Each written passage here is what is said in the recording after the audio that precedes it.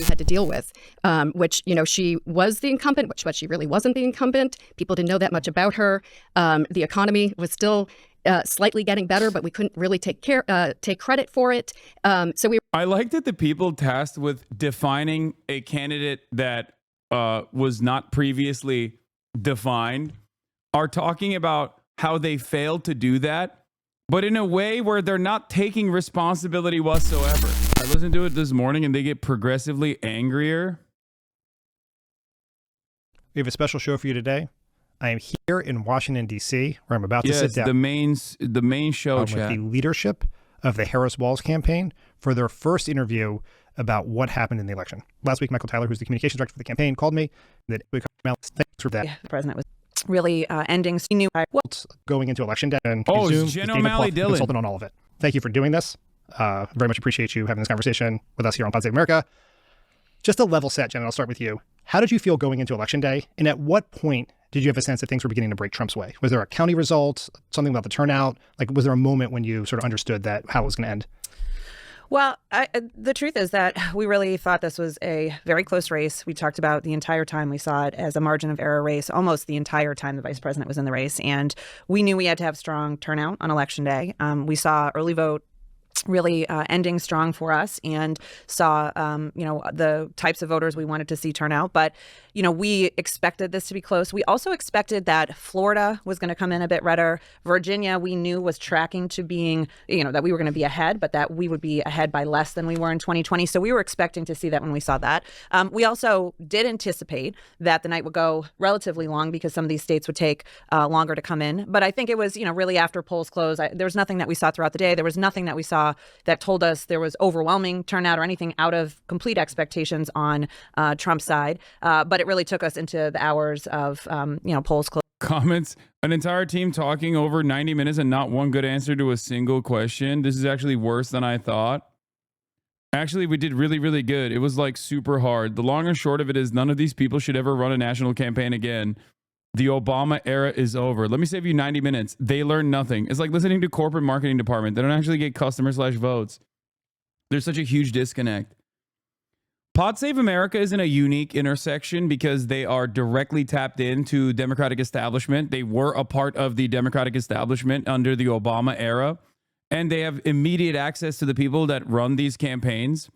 But they are an independent media operation, which means they get comments, which means that their audience is not directly MSNBC watchers.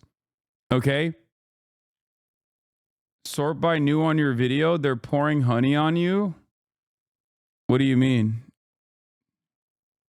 Which video? Oh, the older video that I did with Pod Save America from before the election. Welcome to Pod Save. Wait, I do want to see that actually. Is it here? Or did they post it somewhere else? This might be the official one.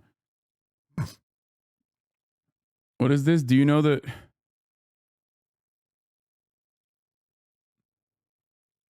Do you remember the Garbage Day Internet Culture newsletter? Just remembered he said you should be the token leftist on Pod Save, lol. Mega popular Twitch streamer.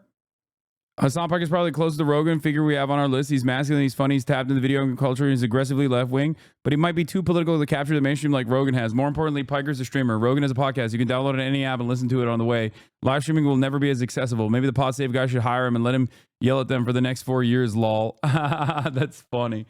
Oh, here. Winning those voters. Dude, if you go back and watch this video, it is so different. Bro was spitting straight facts and no one in the Democratic Party was listening. Hasan is right. I'm a Democrat at 41. The campaign is making me sad. They keep moving right. Dude fucking nailed what happened this week. Yeah, they're pouring honey on the goat because I was right.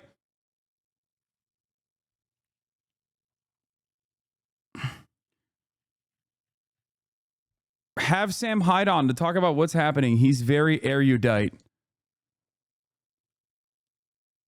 I have my disagreements with Hasan, but he was right about the bro vote.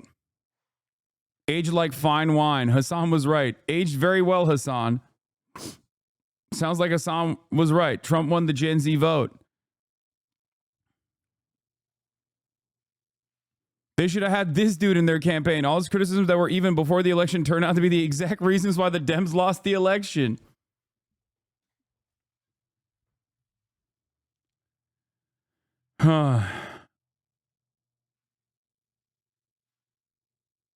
Very, I mean, vindicated once again, permanently. Hassan is a literal terrorist sympathizer, had a Houthi terrorist on a show and was laughing with him, laughing at videos of hostages being taken, contributing to chat on October 7th podcast, saying they deserved it. Calling Israeli babies settler babies. He had a terrorist on a show and told them, we support you. Stop normalizing this.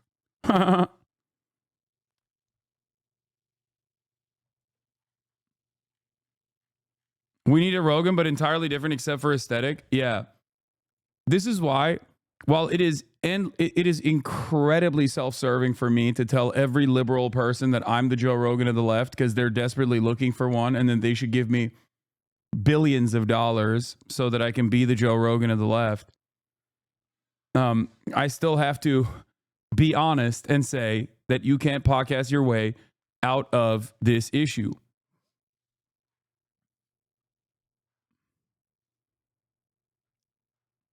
Would you appreciate the chance of doing something with Ezra Klein again? Yeah, I reached back out to Ezra. So Ezra's team and I had long conversations, which was right before Kamala Harris became the nominee. We had a long conversation with Ezra about the manosphere. Ironically enough, you know what my take is. You know what I've said. I've said this on the Pod Save America interview as well. This was even months prior to that. But then Kamala Harris got swapped for the candidate. So they dumped that episode that we were going to do together. But I was supposed to be on, no, I didn't ghost them. I was supposed to be on the New York Times pod with Ezra Klein. And I was very excited for it too. It's just that it didn't end up happening because obviously a lot more world-shaking events occurred. And, you know, that's neither here nor there, but we might do something in the future. Anyway, I don't know what the fuck we're watching.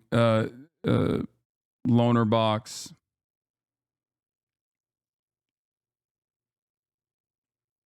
Closing for us to know for sure that things we were should not be watching the Democratic Party. tightening. They were tight, but they weren't tightening in the direction we needed them to be. And is that just because Trump's turnout was so high? Well, honestly, I think it's a little bit mixed. I mean, we saw certainly Trump turnout high in early vote. We really believe that to be mode shifting, and that's what I think it was. I think we also saw turnout was as expected in rural areas. Like, we didn't see anything that said, you know, like maybe we saw in 16 or even in 20 that he had more turnout than we had anticipated. And our analytics really was quite close, much closer than it had been in 20 and in 16. But I do think we saw some lighter turnout in some of the areas we had hoped, but difference of a point here or there, which obviously in a close race makes a huge difference. And then I think we saw a little bit of a drop in support in a few areas for us. So that ultimately, I think, is why we weren't able to close the gap. It wasn't so much that what we were seeing in the battlegrounds was out of expectation or that he had some hidden turnout we hadn't picked up on. David, when you say it was a margin of error race, you needed high turnout, what did your polls tell you where the race was heading into Election Day? Well, Dan, you and I talked prior to the election, and just to rewind, I think when Kamala Harris became the nominee, she was behind. We kind of, climbed back. Yeah, this is the craziest part of this is that the new information, where the fuck is it, that shows that the Kamala Harris internal numbers also never showed that she was beating Trump. It is a bit of a shocker, for the record. This is actually a shocker. Harris campaign aide saying that internal polling never had her ahead of Trump is a shocker. Why is it a shocker? Because they didn't even change their campaign strategy. And they acted like they were fucking throwing up LeBron numbers, dude.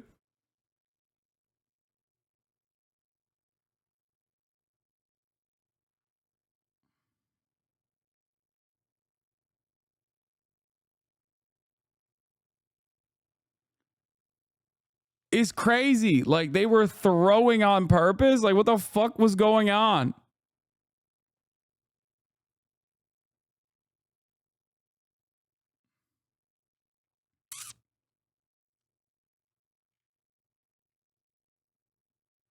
Yeah, I saw the list. Funny list, but good mention for you, G. I saw. It's a great list. It's not a funny list. I like the list, the complex list. I'm number 5.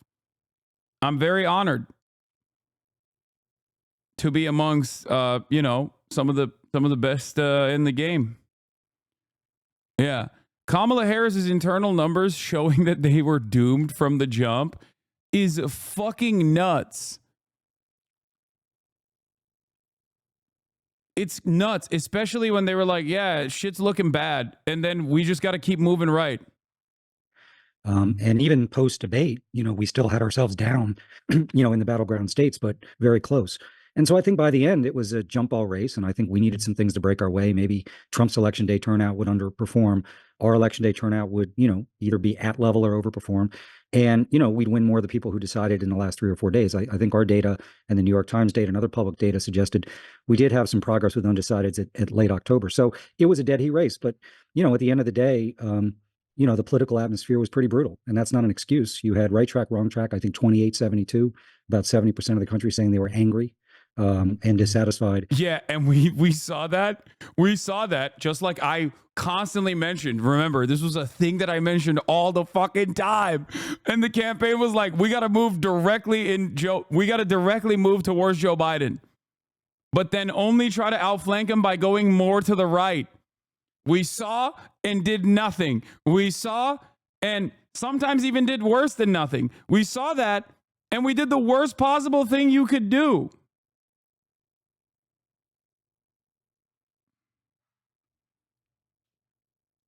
You had Trump's approval rating on his first term, frustratingly high, 48-51, depending on the state. Obviously, the incumbent president's approval rating around 38-41, depending on the state. And, I think the economy and inflation still driving a lot of votes. So I think given that we had a challenging political environment, the fact that we got the race to dead heat was positive, but boy, it was slow moving. And I think we were focused on 7 states. That's our windshield into the world, the battleground states. But, what we saw on election day was, New Jersey and California and Connecticut and New York, massive shifts. So I think where Kamala Harris campaigned, we were able to keep the tide down a little bit, but it ended up being a pretty strong, tailwind for Donald Trump. And I think it's worth reminding everybody, we saw in 22, even though that was a pretty decent Democratic year, we saw these shifts. We saw them in 20, we saw them in 16. Trump specifically, but Republicans generally. Please, man, be honest. The biggest mistake Harris made was saying the only difference between Biden, she would have 1 Republican in the government. She should have said 2. You're right. You're right. Americans obviously were like, actually, how about all Republican members of the cabinet? That's what they voted for. And that's the only method to win. That's the only way that we can win. We have to become Republicans. We just have to be Republican. We are the real Republican Party. Please vote for us. Why is nobody voting for us? Yes. Improving their vote share amongst non-college voters, particularly non-college voters of color. And this was a surprising race because Kamala Harris actually did, I think, better with senior voters than I think a lot of people would have thought. So margin of error race where we inherited a deficit, we got it to even, but the thing never moved. So to Jen's point, I think we were hopeful. I don't know how optimistic we were, but we thought, okay, this is tied. And if a couple things break our way, and listen, I'm naive in this way. I just thought at the end of the day, particularly because Trump did not close well, I thought Kamala Harris closed well. Trump was reminding people some of the things they don't like about him, that might give us what we needed. But at the end of the day, I think the political atmosphere, the desire for change, all those fundamentals that you've spent a lot of time talking about really presented huge challenges for us. So, we got there, but we didn't get the breaks we needed on election day. How deep was the hole that she had to climb out of? Well, Jen, I think, listen, there was the Biden-Trump 1.0, which is obviously pretty catastrophic in terms of where the race stood. When we got in, my recollection is some of that snapped back, but, we were behind. I think it surprised people because there was these public polls that came out in late September, early October, showing us with leads that we never saw. It was just basically a race that in the battlegrounds was 46-47, 47-48. So that's not where we started. We started behind. She was able to climb out. I think even after the debate, we might have gained, 0.51. It wasn't a race that moved a lot. And so I think when you think about our own internal analytics, if you have Wisconsin at 47-47 or Pennsylvania 48-47 Trump, let's say, which I think is where we had it at the end, you've got to have undecided to break your way more than your opponents. And you've got to get a little benefit from turnout, which we weren't able to do. Obviously, the defining event of this race was the candidate switch. And every decision you guys had to make, everything you had to do was defined also by the compressed calendar in which you were operating in. Quentin, you were there when that switch happened. How were you able? There was a 1 month period between the debate and when the president actually dropped out. Obviously, it seemed like dropping out could be a possibility. Were you able to do any thinking or planning in that 1 month period about what a race with the vice president would look like, or did you have to sort of start cold on that first day, the moment you got the call or the statement went out? I mean, we started cold. There was no planning involved in any other candidates. I mean, we were honestly in crisis management mode of keeping President Biden in the race, convincing, Democratic allies that he could still do this. And one of the things was trying to keep the president out on the road as much. We were still doing everything we could from a campaign, and he made the decision that he did not want to continue on. And he pulled some of the senior leadership together and said that he was going to be with the vice president. It also wasn't anything that our team took for granted to just say, okay, she is the nominee. We knew that there was still a situation where we had to shore up delegates, and that's where we started from. And then after that point, that is when we began to say, okay, how can we define her? Also, Trump's favorability numbers were creeping up, as Pluff said, and we had to do something about that as well. And so it was a lot of walking and chewing gum at the same time, but there really was no sort of contingency planning to turn the race over to her right after that debate or at any point until President Biden definitively said he wasn't going to continue on. If I ran this campaign, I'd never show my face again. Why are they admitting this? Because they're going to get rehired. That's why. What do you mean? They've literally, these people, maybe not so much, but people who are attached to the campaign as consultants have been non-stop going on CNN and all of these other outlets to talk about how it was trans people that cost them the victory over and over again. They only get to be shameless. They only get to be shameless because people let them. Okay? That's it.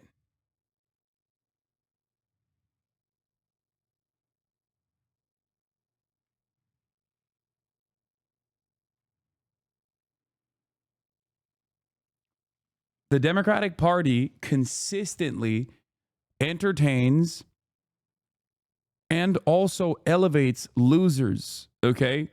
Because their goals overall is to maintain the status quo. That's it. God forbid, God fucking forbid that they disrupt the status quo. Did you just say it's literally people who are running the campaign saying that? These are the people who are responsible for the campaign, yes. But other consultants that have also been that have played a formative role in the campaign have been endlessly going on CNN and defending their positions by saying we did everything right and the voters were either too stupid to recognize it, which is, something that is if you say that out loud as a campaign person, like consultant, you should be fired permanently. Or saying that it's because we were just like too pro-trans or too Latinx adjacent.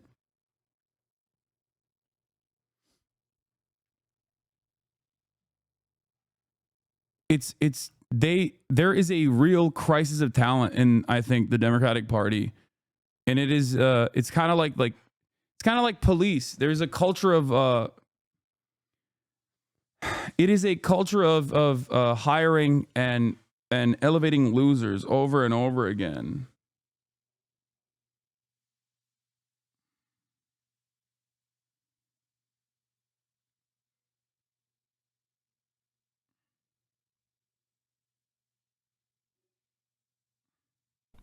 Stephanie, I think what probably surprised a lot of people in politics was the vice president was a largely unknown quantity to much of the electorate. Mm-hmm. So you guys, under a very short time frame, had to do two things. As Quinn said, you had to teach people about her and also make a case against Donald Trump, who had just come off, he was at an all-time high, come off the assassination attempt, the debate against the president. In terms of messaging, how did you think about the balance between the two? Well, the first thing we had to do is put on a convention, and we had about 3 weeks to flip a convention that was being built around Joe Biden. So, which is why we didn't flip the. By the way, these are, ironically enough, every single person here, I'm pretty sure, is also or was also a Joe Biden campaign strategist. So that's the other part of this as well. Kamala Harris did not have her own staffers. She has had a lot of turnover on her end historically, even when she was vice president. So, with the exception of Pluff, most of the people here are, they were already on the Joe Biden campaign. So if you're wondering why, they have this perspective, and if you're wondering why they might not even like shit on Joe Biden too much, that's the reason. Because that's the one like acceptable liberal take that I'm on board with, which is like if you blame Joe Biden, because there is truth to that. Okay, there is at least truth to blaming Joe Biden, because he does share a significant amount of the blame, a significant amount of the responsibility, not dropping out, not gearing up for being a transitional candidate and propping up a VP pick that could have potentially won. Even Kamala Harris, if you wanted to do that with her, like he didn't do that at all. And not dropping out until the very last moment, until he was forced to do so. Like these are all massively consequential decisions that absolutely played a formative role in Kamala Harris's defeat. But the former Biden staffers are not going to fucking say that either.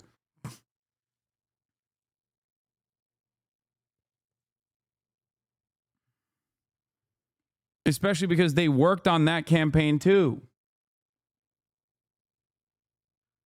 We were able to flip it, to fit this very new character of a different generation, different experience, different background. And looking at the data at the time, which Jen and Pluff and Quentin have all talked about, she had a huge deficit in favorability because either people didn't know about her or what they did know about her was based off of negative media. So our first priority was to define her in that convention, fill in her bio. As part of that, we already knew how to do the negative on Trump, and we knew that there was a lot of Trumpnesia out there. People didn't remember the 4 years of the Trump administration that badly because they had been through hell. They had been through COVID, both under his watch and under President Biden's. I'm putting aside a lot of the details of who's at fault and what Biden did to dig us out and all of that. And then they had to deal with inflation. So they had been through hell. So looking back, you remember a previous time much more fondly because you've now think that you've gone through the worst. So we had to remind people what life was like. That was our second imperative. And then the third imperative as part of the convention and leading into the remaining days of the campaign is what's that choice? What are the two very different visions between Trump and Kamala Harris? So the convention, it demonstrated a lot of enthusiasm for Kamala Harris, a lot of freshness, future-oriented, bringing a variety of coalitions together. We had independents, Republicans, Democrats, business leaders, sports figures. What about the progressives? Independents, Republicans, Democrats, business leaders. Everybody coming together around. Oh, no mention of the progressives. Okay, that's, maybe that's a problem. That like this does not factor into your equation at all. Perhaps that could be one of the major reasons why y'all fucked up.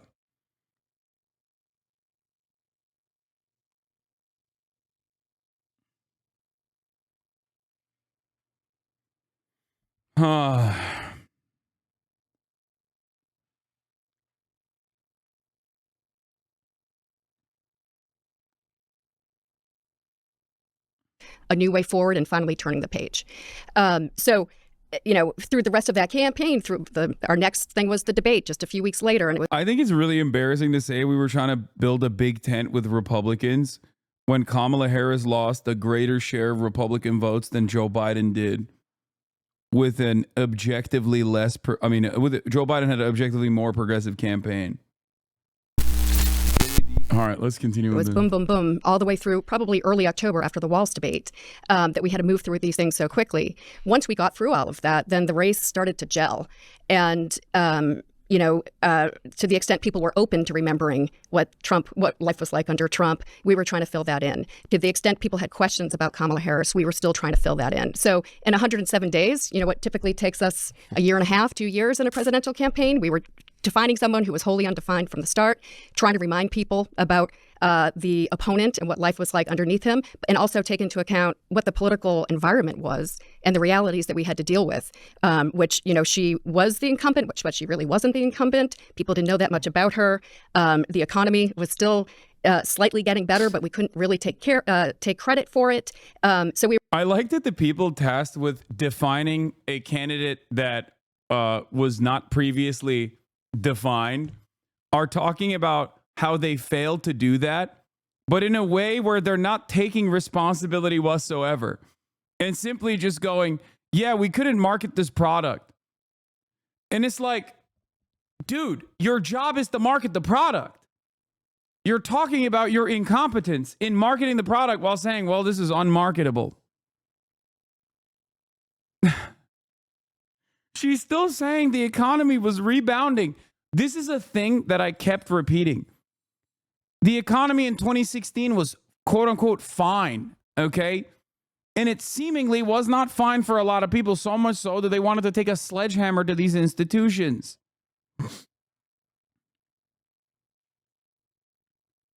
Clearly, they did not consider it to be fine back in 2016 when they voted for Trump the first time.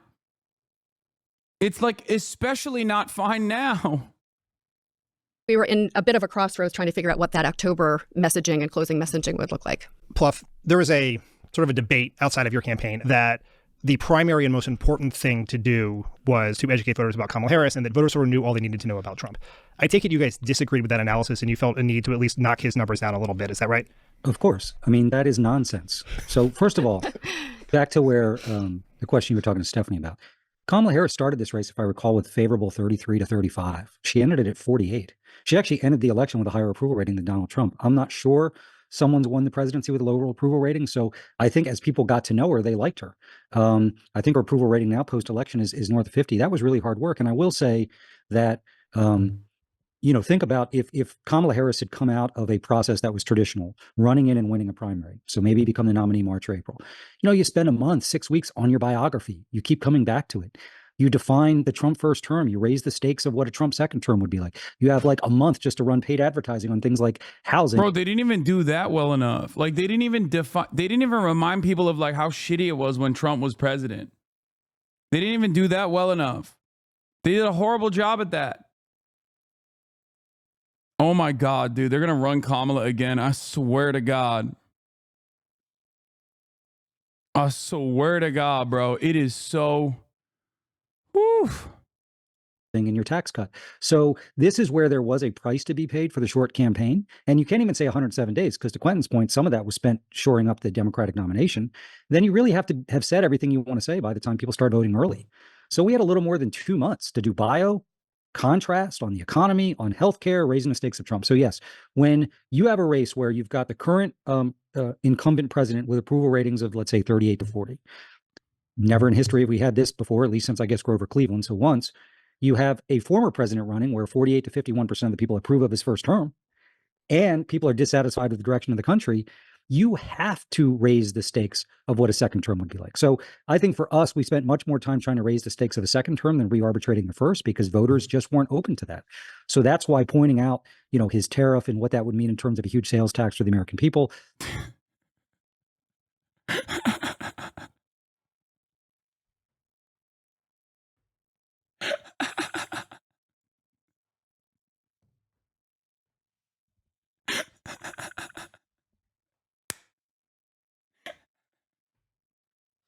That's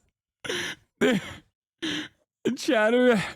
I don't know how to respond to you, Chatter. That's so funny.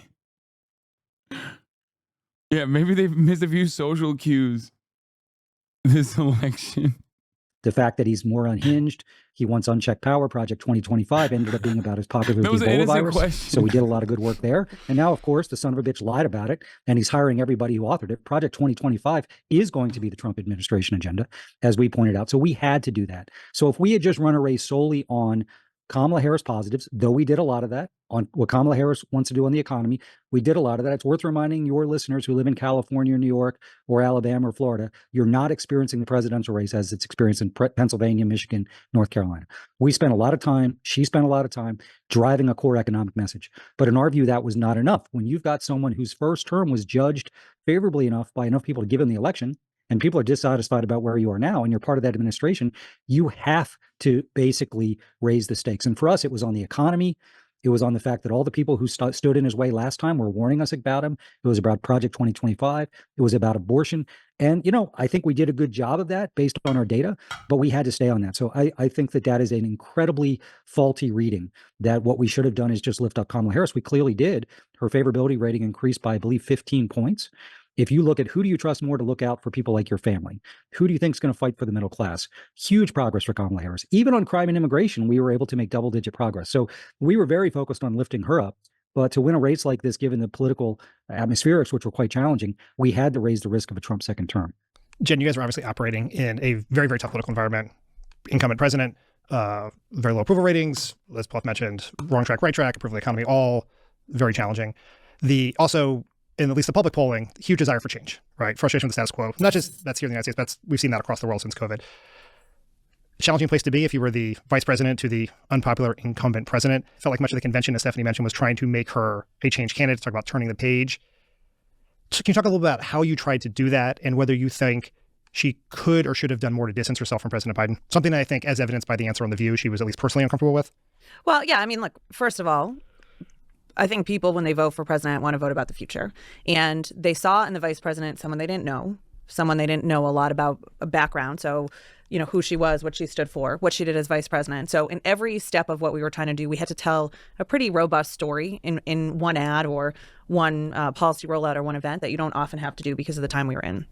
But I do think. Yeah, and what they arrived at was, I'm a small business. My mother is a small business. I love small businesses because my mother was one. Also, I prosecuted transnational gangs.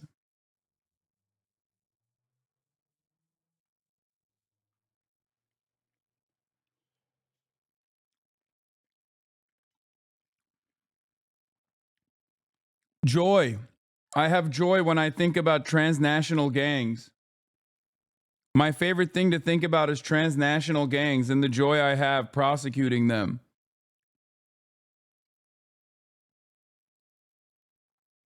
And also the joy I have when I think about small businesses in the opportunity economy.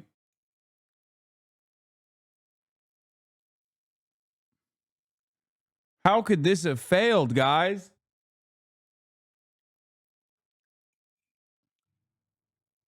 I don't understand. This was the greatest campaign message of all time. Yeah, I love the border wall. The border wall is great, actually. I've decided the border wall is great after calling everyone that defended the border wall a racist for 8 fucking years. I also want to drill. Drill, baby, drill. Every concession that the Democrats made read as just simple hypocrisy. That's it. Every concession that they made read as simple hypocrisy, that the Democrats were trying to just say, oops, we got caught lying. We actually like these things. These things were good. We were just lying when we said they're bad. So why the fuck does that matter? I think that we really focused from the get-go on how she was different than everyone else, different than Joe Biden, different than Donald Trump. And at the end of the day, the choice was her versus Donald Trump. And at the same time, she was very clear that she was a new generation of leadership, but it wasn't just like a statement. It was, here's what I need to focus on. Her first policy announcements were economic, talking about housing, talking about lowering costs, understanding that people really didn't feel like things were progressing in the way that they wanted to, a la the right track, wrong track data, but how she brought her own point of view to thinking about housing, sandwich generation. That was probably her biggest applause line, one of the best testing things that we did. That wasn't a poll tested, let's work on this poll, this data to tell us this is the right issue we should go talk about. That was about her life and also understanding what people in the country were really needing. Oh. Bro, these people are, I think these people just are bad. That's it. And it's not like the Republicans are good or have better people. They're just less bad, I guess. And only because Trump reads as more authentic than Kamala Harris does. And these people will never understand why. Saying Kamala Harris is trying to make it seem like Kamala Harris was a unique orator. Oh, she came up with a sandwich generation all on her own because that's her real experience. That's dog shit, dude. She had to make up for her lack of charisma with good policies, and they're not going to talk about the policies anyway. So why are you acting like a thing that people genuinely did not see, as though it was the reality? Like people saw her as a political people saw her as this like charismatic political figure that was talking about her genuine experiences in a way that translated to broader acceptance. So I think that in a 107-day race, it is very difficult to do all the things you would normally do in a year and a half, 2 years. But I think wherever we had an opportunity, the vice president did put her own stamp on this and did it in a deeper way than I think probably we got the kind of full breadth of coverage on it. Of course, you know, when you have an administration that a lot of progress has been made and you're part of that progress, it's complicated when you're asked questions. For so many people that talk about how closely they're tracking the data or how closely they're tracking, you know, even messages. I wonder if they were closely tracking the messages around Gaza. Was that a consideration at all? I doubt it. Questions in certain ways, but at the end of the day, I think she really, every time she turned, talked to a voter, every time she was out on the stump, she really leaned into her own vision. But the headwinds were tough.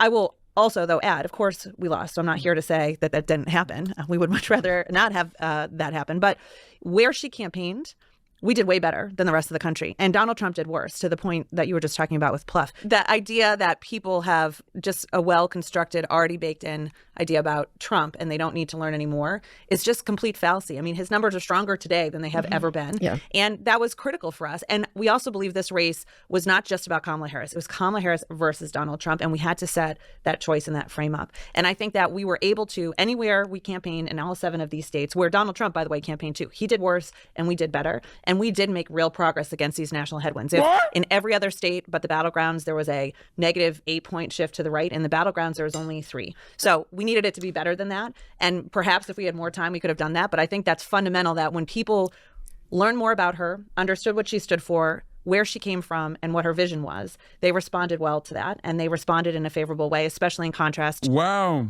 We lost by less in states where we campaigned, as opposed to losing even harder in states where we didn't campaign. Brilliant.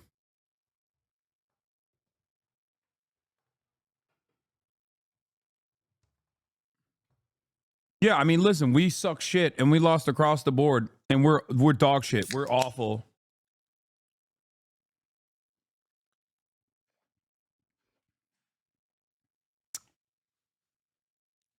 It's like, you see, we could have lost by 20, but we simply lost by 14. And that in and of itself is a victory. Got it. To a point of view that Donald Trump will be worse. And I think that's playing out right now. And Dan, on the Biden question, we, of course, got that everywhere we went. And we knew what the data was. We knew we had to show her as her own person and point to the future and not try to rehash the past. But she also felt that she was part of the administration. And unless we said something like, well, I would have handled the border completely differently, we were never going to satisfy anybody. So we did talk about things like she's a different generation. Most of her career is from outside of Washington, not inside Washington. So she knows a lot of the best ideas are from across the country. Her career has been about reaching across the aisle, finding common sense ways to get things done. It's not been based in ideological politics. All of these things, we were trying to tell a story. Oh my God, they're so stupid, dude. Oh my God. Oh my God. Wow. This is worse than I thought.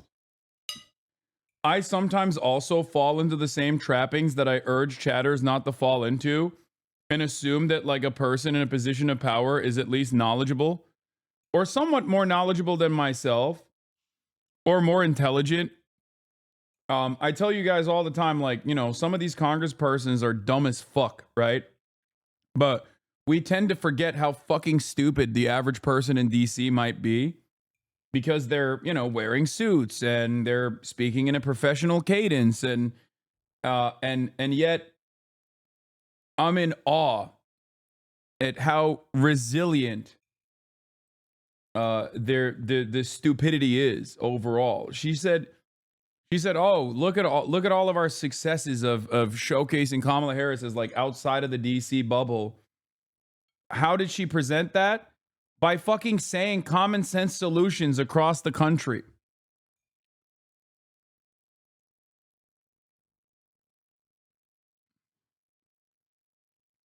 I mean, this is so unimaginably arrogant and so silly and so wrong. Wow.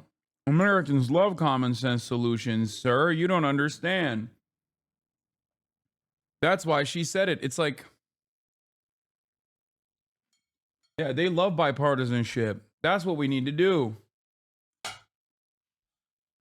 That's why that's why the candidate that has never actually even remotely broached bipartisanship defeated our bipartisanship candidate, because Americans love bipartisanship.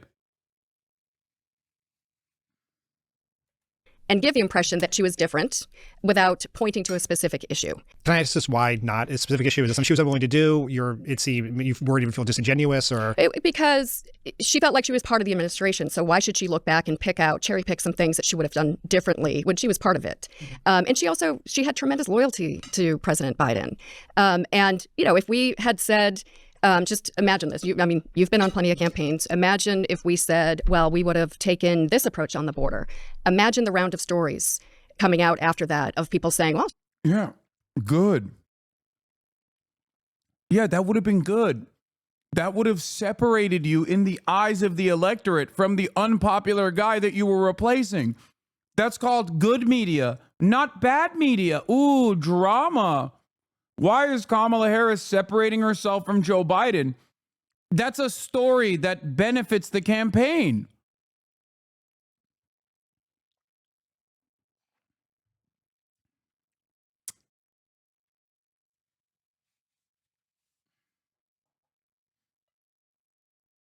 Wow. That kind of publicity would be good. You know? well, she never said that in a meeting, or what meeting when she said this, or I remember when she did that. And it wasn't going to give us what we needed because it wouldn't be a clean break. It would be, days upon days in a limited time window that we had. You know what's really fucking stupid about this?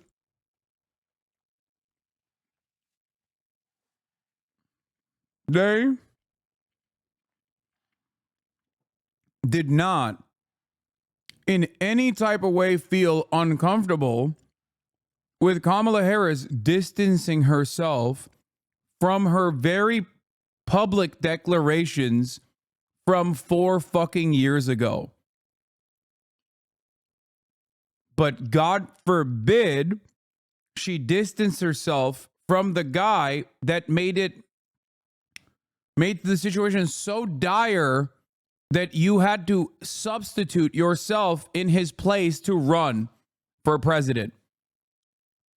They have no issue distancing from progressive policies that she had, quote unquote, fake championed, her own fucking platform that made her look like a buffoon, a hypocritical phony, to those who even pay close enough attention.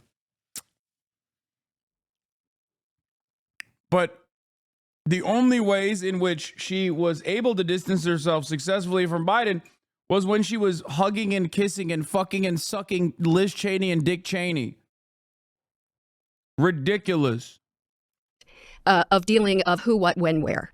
So the best we could do, and the most that she felt comfortable with, was saying, like, look, vice presidents never break with their presidents. The only time in recent memory is when Pence broke with Trump after Trump stormed the Capitol. So Biden's they call that the murder exemption. If the president tries to murder you, you can break. Yes. If you are, ripping up the Constitution, trying to overturn an election, people die, then you could break with your president. But absent that, vice presidents stick by their presidents.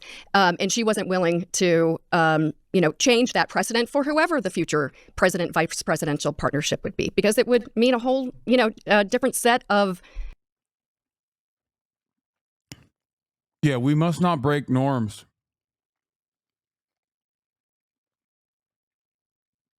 Excuse me. I love the rules and the norms. I am the norms abider. I am the rules and norms respecter. We must not break them. Okay, then why the fuck is Kamala Harris running for president? Why? Why is Kamala Harris president then? Running for president. She didn't become president. That was a violation of the norms. The fuck? Problems, as if we don't have enough problems in our democracy right now.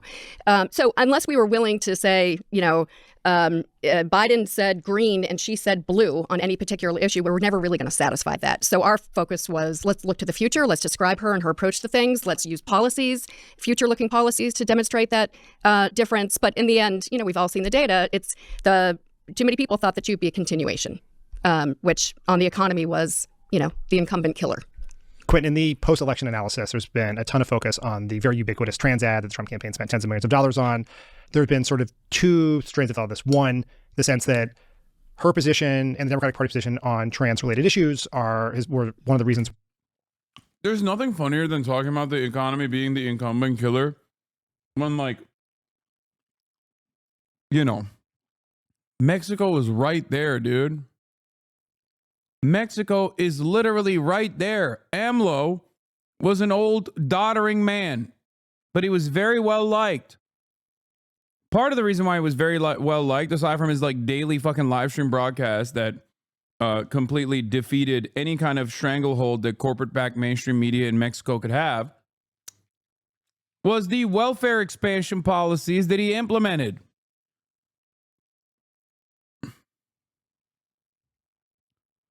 AMLO, as the doddering old man who believes in fucking duendes, wood elves, was able to successfully transition power from his hands into Claudia Sheinbaum.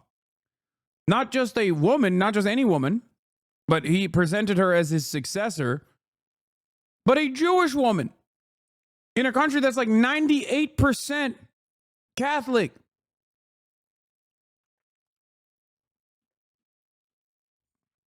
How the fuck did that happen? I guess maybe the wood elves are real and they made it happen. It's right there. You can just point directly to what is going on as a successful strategy. Now, it would be very funny if someone were to say, Mexico is simply more woke than the United States of America, right? Between the U.S. and Mexico, they are more woke on women's rights, at least when it comes to abortion, unconditionally offering support for abortion. There are places in America that are worse than Mexico now on abortion. That part is real. Having said that, however, it has some of the highest fucking rates of femicide on the planet. What are we talking about?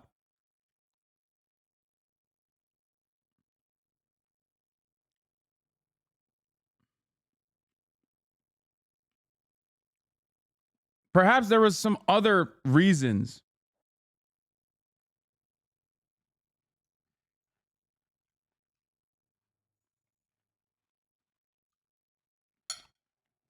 That's why we lost, but also real questions about why the campaign decided not to respond to the ad. Specifically, my understanding from reporting, at least, is that you guys tested a bunch of responses and they didn't work. Just tell me your thinking there and what role you think that ad and those issues actually played in the race. Yeah, I think, it's important to put everything into context. We've very well established the time frame. And it's honestly a lot shorter than 107 days, but we had three core objectives to the paid media. It was to define the vice president. It was to defend her on incoming attacks, and a lot of these attacks have been baked in for the past 3.5 years. While she was the vice president, they were attacking her. She was at negative 20-something on immigration. We got that down to negative 10. Trump had a positive 22-point advantage on the economy. We got that down to 7. And we had to respond to those things. And when you sort of looked at the core issues, aside from the attacks, trans issues are just at the bottom for voters. The economy, inflation, crime, immigration are the top issues. They were also some of the issues that she was getting attacked on. And to the element of sort of defining her and doing it in a way that sort of fit within what you're trying to do, there's a direct approach that you can take to anything, and then there is an approach that you can take that accomplishes 2 of the 3 objectives. A lot of the stuff that we did, such as talking about her prosecutorial background, and then saying that she went after transnational gangs, cartels, it was to push back pseudoli on the immigration attacks that were coming at her, as well as credentialing her background on things that were absent and standalone of the. Yeah, that shit really did numbers, man. You guys banged on that. Everybody loved when she kept saying she prosecuted transnational gangs.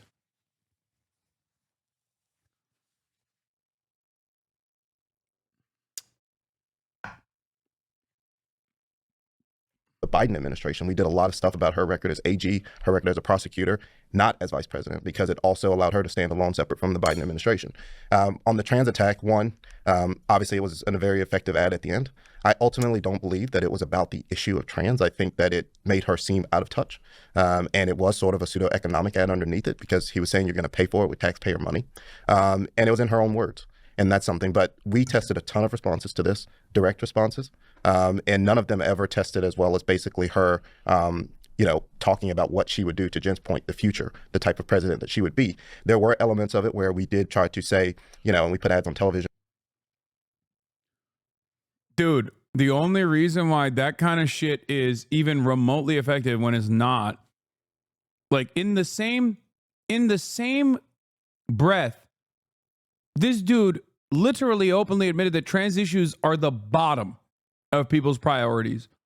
That means they are also the bottom of transphobes' priorities as well. They don't give a fuck. Okay?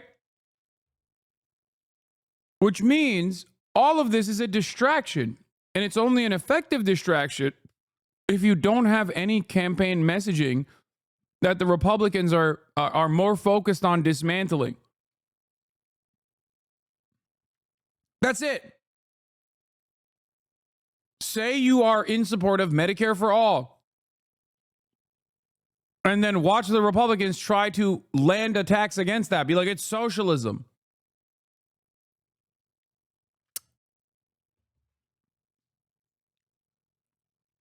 We focus tested it. There were no answers. It's like, yeah, because you're not fucking offering adequate answers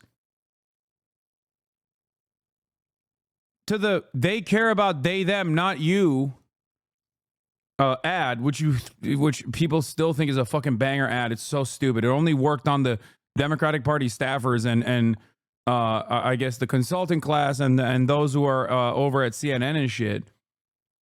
That was not a good ad at all. Nobody gives a fuck about trans people. The most effective counter to that is to go, really? You think trans people are the reason why your egg prices are so high, you fucking idiot? That's all you got to say. I didn't realize all landlords in America were trans, okay? I didn't realize that, like, your boss, every boss in America is trans. Every corporate executive is trans or an undocumented migrant. Problem is, they love the corporate executives, they love the bosses, and they love the landlords, so they can't fucking say anything about them. It's so dumb. You should have just said, this hyperfixation on trans people is weird as fuck. They're your neighbors. Nobody cares about this. They are not the reason why your rent is going up. They're not the reason why the price of a carton of milk is so goddamn high.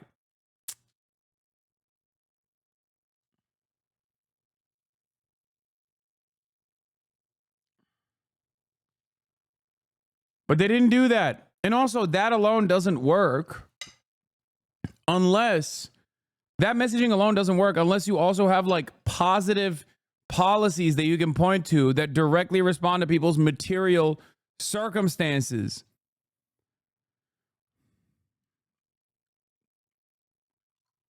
That deflection is successful as long as you also have other policies. That deflection wouldn't even matter. You wouldn't even need to do that deflection if the Republicans were too busy running against the positions that you are pointing to, that you are going to do, like they did with the price gouging shit, which was a demonstrable failure for the Republicans. And yet they stopped hammering that point. Kamala Harris could have gone up there and been like, dude, look, listen. Tens of millions of Americans turned around and were like, oh, we're going to deport 20 million people. As long as it lowers the price of eggs, I'm in. Okay? Some people didn't believe it. Some people believed it. Some people were hateful about it, and they definitely wanted it, and they voted for it. But most people were just like, it's the price of eggs. It's the price of bread. It's the price of milk. It's the price of my treats. Wages and wage growth did not outpace inflation. That's it. That's simply it. That's the point. That's the only point that matters. And Republicans were like, yeah, we're gonna lower the price of all of the goods by deporting 20 million migrants. So they were like, okay, I'm on board. Kamala Harris on the other side could have literally turned around and been like, oh, you want the price of eggs lowered? I'm jailing the Walton family. Which message would resonate better with voters?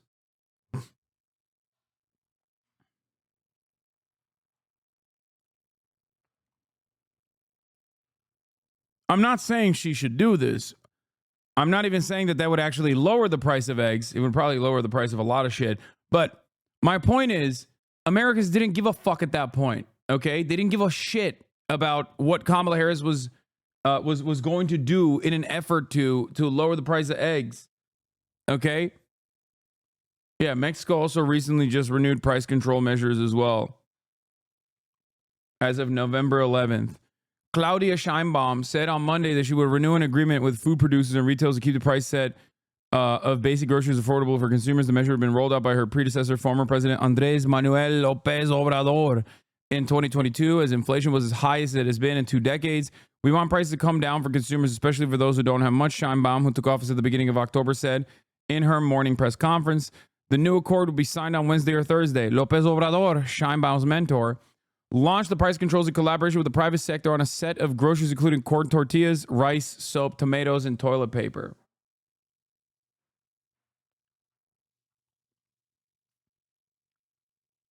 Lo and behold, especially the working poor in Mexico fucking treat AMLO like a goddamn deity, dude. They love him.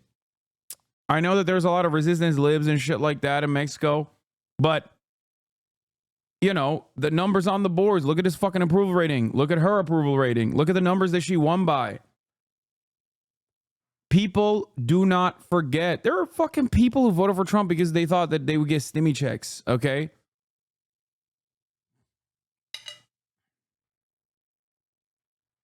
People don't forget the last time that the government actually did something right by them. I don't think you guys understand.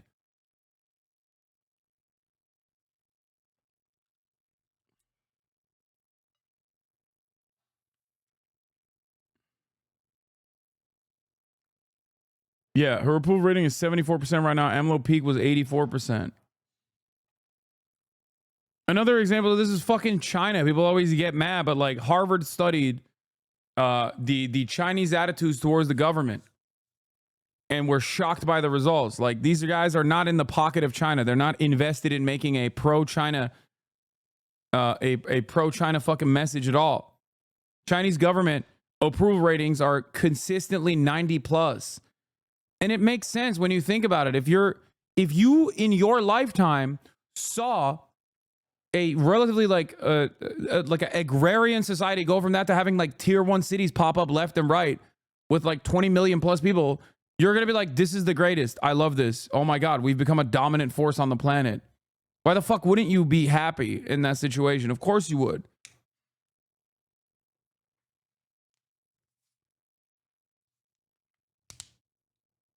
It's like not that difficult of a concept to grasp unless you're a fucking dumbass American and you forgot what democracy is supposed to be about. Now, I'm not even saying that about China in general. I'm just simply saying that governance, good governance, and democracy is supposed to be about offering things to your constituents.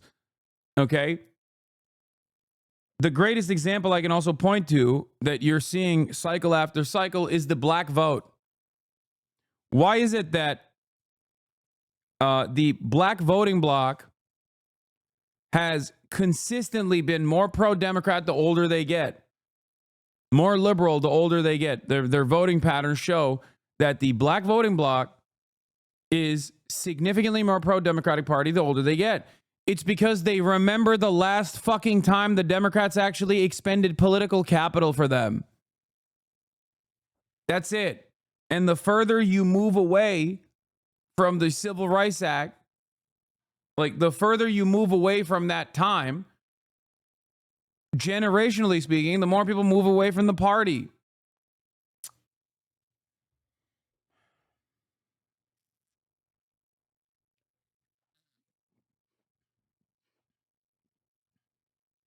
I think it's the same with queer people still being so in the pocket. We still remember 2014. Yeah.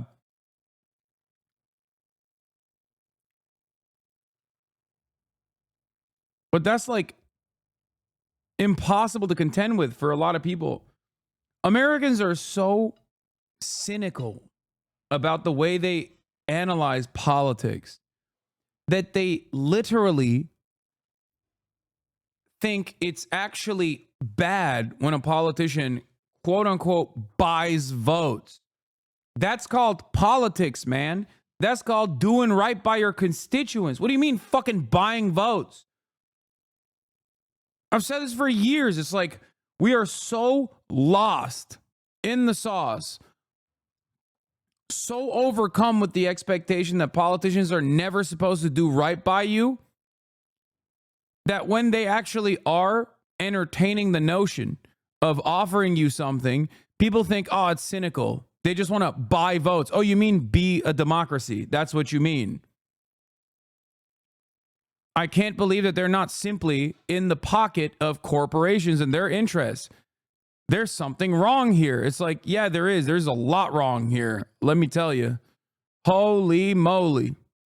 Of her saying, you've seen all the negative attacks against me, and try to bottle it up, because I also think you have to think about the entire sentiment when you're running a paid campaign. And the trans ad, I think because of the content, a lot of people felt like it was much bigger than what it was. But to put that into context, Team Red, meaning Trump and all the super PACs that were spending on Trump's behalf, that was 7% of their total ads was on that issue. Was that specific? I think it was two ads, right? Yeah. There was the original, and then there was the one with Charlemagne. Yep. And it was all Trump. So Trump spent, 37% of his, 200 million on that ad, but Trump wasn't the only spender. We were getting hit across the board. And so you have to take into account what all the super PACs are doing and play off of that. And I think that's what Trump was doing. His super PACs were hitting us on the economy, immigration, and crime. And Trump even started hitting us on immigration. And I think the veracity of which we came out of the gate and responded to that, they weren't expecting that from us. And then they backed off of that. And at that point, they started going into it. And so it is easy to say with the kind of resources that we raised, we should have been able to do everything. But that's not the case. You have to make decisions in the time frame that we were in this race. We had to choose. And we chose to focus more of our attention.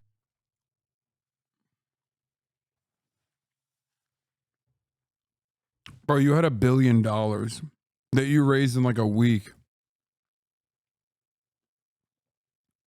What part of this analysis is Liz Cheney? Where does she come in?